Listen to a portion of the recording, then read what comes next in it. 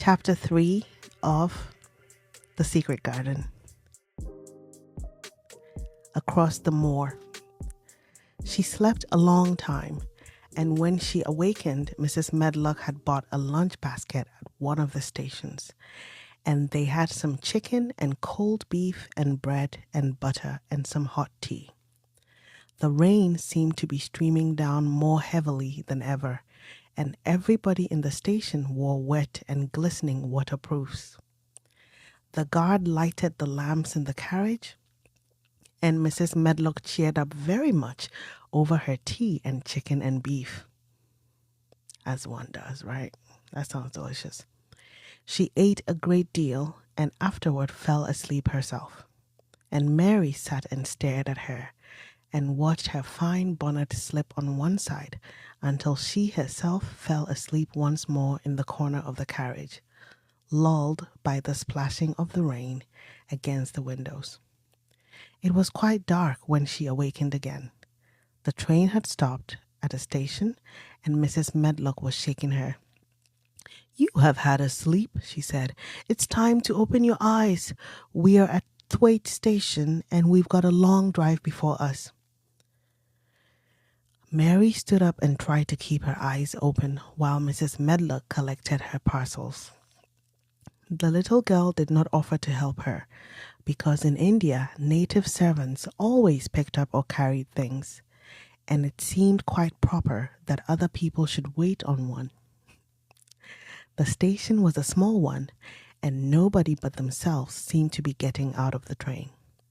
The station master spoke to Mrs. Medlock in a rough, good-natured way, pronouncing his words in a queer, broad fashion, which Mary found out afterward was Yorkshire. "I see that's got back," he said, "and that's brought the young one with thee."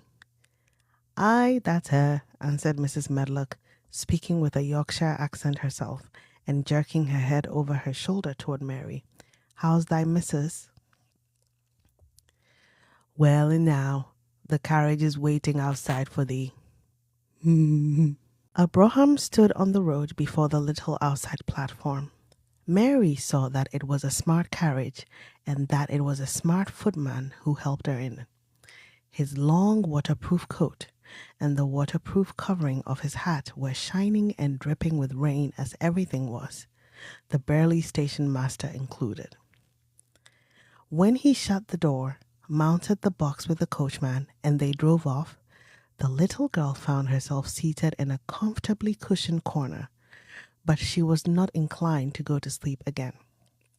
She sat and looked out of the window, curious to see something of the road over which she was being driven to the queer place Mrs. Medlock had spoken of.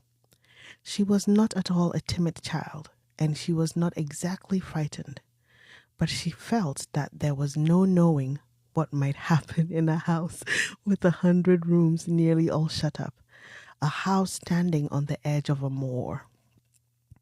"What is a moor?" she said suddenly to Mrs. Medlock.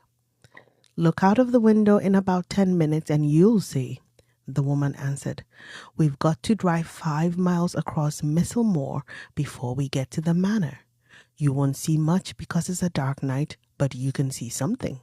Mary asked no more questions, but waited in the darkness of her corner, keeping her eyes on the window.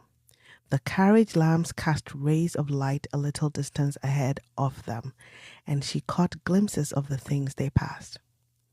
After they had left the station, they had driven through a tiny village, and she had seen whitewashed cottages and the lights of a public house.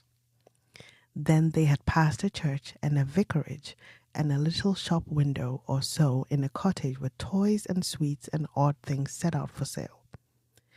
Then they were on the high road, and she saw hedges and trees. After that, there seemed nothing different for a long time, or at least it seemed a long time to her. At last, the horses began to go more slowly, as if they were climbing uphill, and presently there seemed to be no more hedges and no more trees. She could see nothing, in fact, but a dense darkness on either side. She leaned forward and pressed her face against the window just as the carriage gave a big jolt. "Eh, "We are on the moor now, sure enough," said Mrs. Medlock. The carriage lamps shed a yellow light on a rough-looking road, which seemed to be cut through bushes and low-growing things, which ended in the great expanse of dark apparently spread out before and around them. A wind was rising and making a singular, wild, low, rushing sound. It's not the sea, is it?" said Mary, looking round at her companion. "No, not it," answered Mrs. Medlock. "Nor it isn't fields nor mountains. It's just miles and miles and miles of wild land that nothing grows on but heather and gorse and broom. And nothing lives on it but wild ponies and sheep." "I feel as if it might be the sea if there were water on it," said Mary. "It sounds like the sea just now." "That's the wind blowing through the bushes," Mrs. Medlock said. "It's a wild, dreary enough place to my mind, though there's plenty that likes it, particularly when the heather's in bloom." On and on they drove through the darkness, and though the rain stopped, the wind rushed by and whistled and made strange sounds. The road went up and down, and several times the carriage passed over a little bridge beneath which water rushed very fast with a great deal of noise.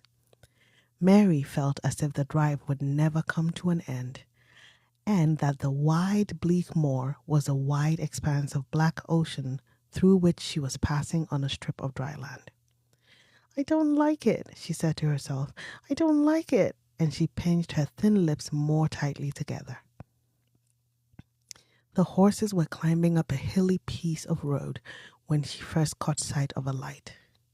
Mrs. Medlock saw it as soon as she did and drew a long sigh of relief. "I am glad to see that bit o' light twinkling," she exclaimed. "It's the light in the lodge window. We shall get a good cup of tea after a bit, at all events." It was after a bit, as she said, for when the carriage passed through the park gates, there was still 2 miles of avenue to drive through, and the trees, which nearly met overhead, made it seem as if they were driving through a long, dark vault. They drove out of the vault into a clear space and stopped before an immensely long but low-built house, which seemed to ramble round a stone court. At first, Mary thought that there were no lights at all in the windows, but as she got out of the carriage, she saw that one room in a corner upstairs showed a dull glow. The entrance door was a huge one, made of massive, curiously shaped panels of oak, studded with big iron nails and bound with great iron bars.